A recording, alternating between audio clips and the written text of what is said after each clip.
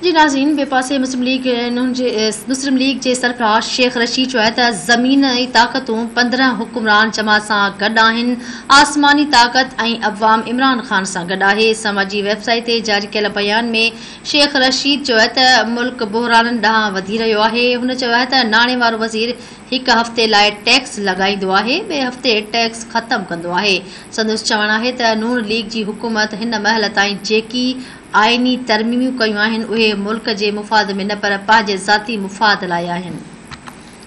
पहिरियों ॿीहर अवांखे आगाह कंदा हलूं। अवामी मुस्लिम लीग जे सरबराह शेख रशीद चयो आहे त ज़मीनी ताक़तूं 15 हुक्मरान जमात सां गॾु आहिनि। आसमानी ताक़त ऐं अवाम इमरान ख़ान सां गॾु आहे। समाजी वेबसाइट ते जारी कयल बयान में शेख रशीद चयो आहे त मुल्क बहिराननि ॾांहुं वधी रहियो आहे। हुन चयो त नाणे वारो वज़ीर हिकु हफ़्ते लाइ टैक्स लॻाईंदो आहे, ॿिए हफ़्ते टैक्स ख़तमु कंदो आहे।